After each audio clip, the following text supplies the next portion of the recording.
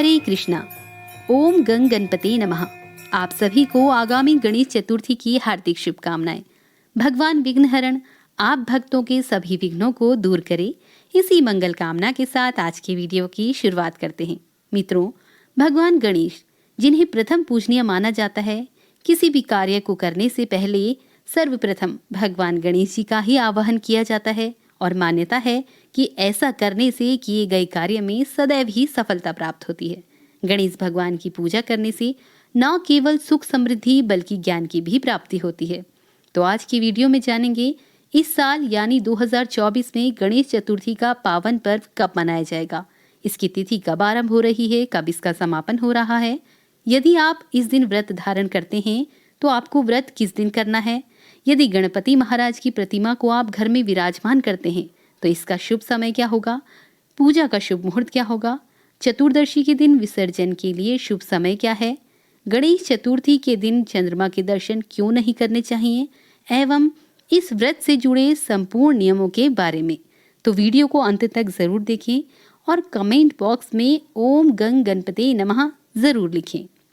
भक्तों, वैसे तो गणेश चतुर्थी हर महीने आती है, किंतु भाद्रपद माह के शुक्ल पक्ष में आने वाली गणेश चतुर्थी बहुत महत्वपूर्ण होती है, क्योंकि ऐसा माना जाता है कि इसी दिन भगवान श्री गणेश जी महाराज का जन्म हुआ था।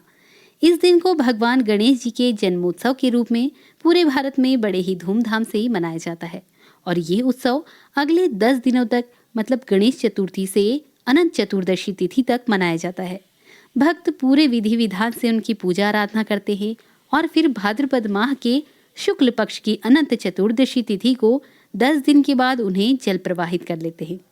कुछ लोग 1.5 दिन के लिए, कुछ 3 दिन के लिए, 5 दिन के लिए, कुछ 7 दिन के लिए, मतलब विषम दिनों की संख्याओं में गणपति महाराज की प्रतिमा को घर में विराजमान करते हैं। इस दिन घर में गणेश जी को विराजित करने से साल भर घर में सुख समृद्धि और बरकत आती है। ऐसा माना जाता है कि गणेश जी के आगमन से घर में सकारात्मकता का आगमन होने के साथ साथ सुख संपदा बढ़ती है। यदि जीवन में कोई भी दुख परेशानी चल रही है तो गणपति महाराज के आगमन और उनके आशीर्वाद से उन सभी दुख, कष्ट और परेशानियों का निवारण जल्द ही हो जाता है। तो आइए जानते हैं गणेश चतुर्थी की तिथि के बारे में।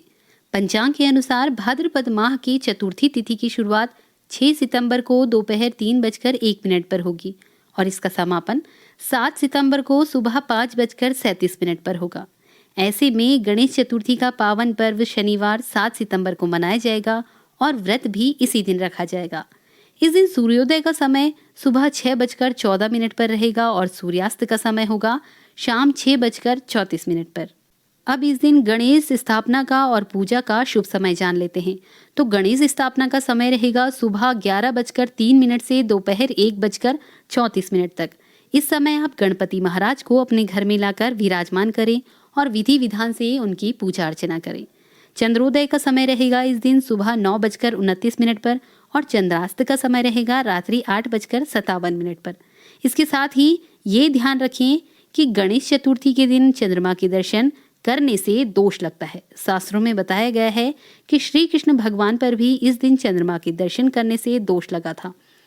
अब इस दिन राहु काल का समय रहेगा सुबह 9:19 से सुबह 10:52 तक का। अब गणेश विसर्जन कब करना है तो देखिए, गणेश उत्सव जो है 10 दिनों तक चलता है। ये अनंत चतुर्दशी के दिन समाप्त होता है, जिसे विनायक चतुर्दशी कहते हैं। इस साल गणेश विसर्जन 17 सितंबर को यानी मंगलवार को है। इस दिन विसर्जन के लिए 3 शुभ मुहूर्त मिल रहे हैं, जिनमें सुबह के समय का मुहूर्त रहेगा 9:11 से दोपहर 1:57 तक। दोपहर का शुभ मुहूर्त रहेगा 3:19 से 4:41 तक और जो शाम का मुहूर्त है वो रहेगा शाम 7:51 से रात्रि 9:19 तक का। इन शुभ मुहूर्तों के दौरान ही आप भगवान गणेश की प्रतिमा को जल प्रवाहित कर सकते हैं। अब गणेश चतुर्थी के दिन पूजा की विधि क्या है तो जान लेते हैं। गणेश चतुर्थी के दिन सबसे पहले प्रातःकाल स्नान आदि करके घर के मंदिर को गंगा जल के छिड़काव से पवित्र करें। अब घी या फिर तेल का दीपक जलाएं। अब भगवान गणेश जी महाराज की पूजा, व्रत और जितने भी दिनों के लिए आप भगवान की प्रतिमा को घर में विराजमान करेंगे, उसके निमित्त आपकी जो भी मनोकामना है उसका ध्यान करते हुए व्रत का और पूजा का संकल्प लें। अब इस दिन पूजा का और गणपति स्थापना का जो शुभ मुहूर्त है, उस मुहूर्त के अंतर्गत भगवान गणेश जी की प्रतिमा को घर में लाकर सबसे पहले गंगा जल से उन्हें पवित्र करें। अब भगवान को तिलक करें, फिर उनकी विधिवत पूजा अर्चना करें। उनका प्रिय पुष्प गेंदे का है तो गेंदे का फूल भगवान को अर्पित करें। फल, फूल, मिठाई, मोदक आदि का भगवान को भोग लगाएं। भगवान गणपति को दुर्वा प्रिय है तो दुर्वा चढ़ाने से भगवान गणपति जल्दी प्रसन्न हो जाते हैं और भक्तों के सारे संकट हर लेते हैं। इसलिए भगवान को दुर्वा अर्पित करें। अब भगवान की कथा का पाठ करें और इस दिन गणेश चालीसा का पाठ करना भी उत्तम माना जाता है।